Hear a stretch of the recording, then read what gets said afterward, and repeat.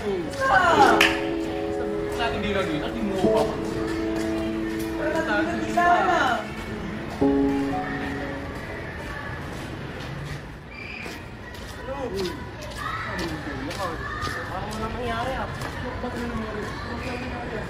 Di ba yun ang maingay lagi? Yung may help you? Ba't ganun silang away? Baka? Di, boy dito kasi boy, kumaliwa ako. Oh, Kumalan ako. Oh, ano ba sasabi mo? Balik tayo na.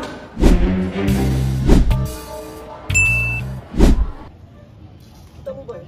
Dinaalang niyo kung si Kalyan yun. Para bang walang siyang makulito? Yeah, and Carl look concerned. Eh, they've been close naman since day one, so something's off, right? Diba? Baka nag-away. I don't think so. Kasi Carl greeted him this morning naman eh. Tapos parang okay sila, diba? Then out of nowhere, bigla siyang inignore ni Euclid. Ang weird din, no? Di naman ganun si Euclid eh. Baka may nangyari kahapon o kanina. Could be. Or, what if may tinatago siya, diba? Kasi case of sudden behavior shit. We'll get to the bottom of it. Yeah, let's check who talked to him last. Seryoso ka bang gagawin natin to? Parang ang weird naman. But man, we need answers. And if anyone knows what's going on, of course it'll be his mom.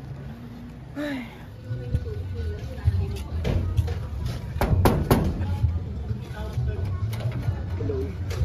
Sino kayo? Kayo po ba yung magulang niyo, Euclid? Oo. Bakit? Good evening, ma'am. I'm Julie. At ako naman po si Charles. Anong ginagawa niyo dito? May mga gusto lang po kami malaman at tanong sa inyo. Yeah, he's right. We're here to ask you questions about the recent behavior of your son, Euclid. Ha? Anong behavior? Well, basically, ma'am, he's been acting off late. He's been stopping people around him. Concerned lang po kami sa kung ano lang pong nangyayari sa kanya. Aba, walang kinalaman dyan. Pinapalaki ko na maayos ang batang yan dito sa pamamahay ko. Ma'am, kalma lang po tayo. Wala po ako sinasabing kayo yung dahilan kung bakit ganun yung ugali niyo. Kailangan lang po namin ng kasagutan galing sa inyo. Fine, pumasok mo na kayo sa loob. Recently po ba may napansin kayong kakaiba kayo? Wala, hindi naman nabago ang pagiging masungit ng batang yun. Maliban po rin. Mabilis siya mainis, pero parang mas umiti ata ang pasensya niya ngayon. Well, does Euclid still do his normal routine? Minsan, nakikita ko naman siyang masaya kasama yung mga friends ko. Pero parehong araw, uuwi din siyang hindi matimpla yung mukha eh. Last na po, may jowa po ba si Euclid? Oo, pero alam kong magkaaway ata sila ngayon eh. Sobrang lala po ba ng away nila? Hindi ko alam eh.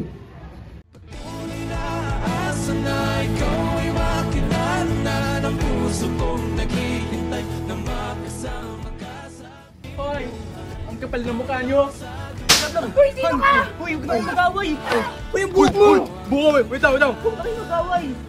Isa ka pa! Ang kapal din ng mukha mo, no? Hoy, talaga.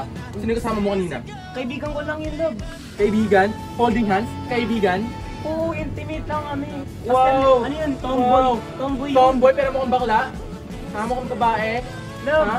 Love naman. Mag-break na tayo, yun naman gusto mo, di ba? Palaki ka ng ganyan. May toyo. Kapal ng mukha mo, para manloko. Ito mga screenshot ko to.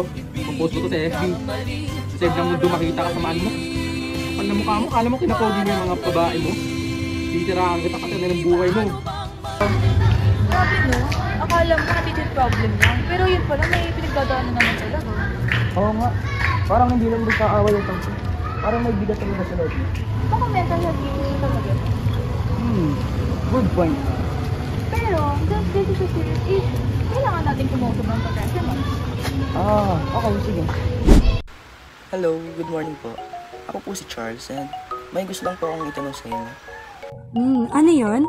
Ano po ba talaga ang ibig sabihin ng mental health at ba't mahalaga ito lalo na sa kaso niyo? Okay, so mental health is all about how we feel, think, and act. Kapag gumulo na, lahat maapektuhan. Your decision, your relationship, and how you handle situation. Kagaya nung nangyari kay Euclid na nabas siya online. So parang dahil sa guilt at pressure, naapektuhan yung takbo ng isip niya. Kaya parang hindi niya alam kung paano tatayo ulit matapos siyang makancel. Parang ganun na nga. Okay. Sige po. Thank you po. Hello, good afternoon, Ma'am Leslie, and I'm Julie. I would like to ask lang po about mental health.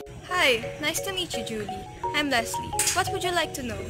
Well, I would just like to know po kung gaano ka-common po ba ang mental health problems. Actually, it's very common. According to the World Health Organization, 1 in 8 people experience mental health condition.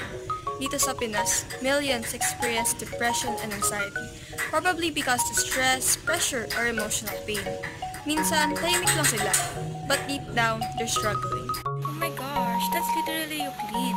Like, mukhang okay, tapos yun pala may problema ng dinadala. Exactly. Kaya it's important not to judge right away. Sometimes, people just need someone to listen. I totally agree po.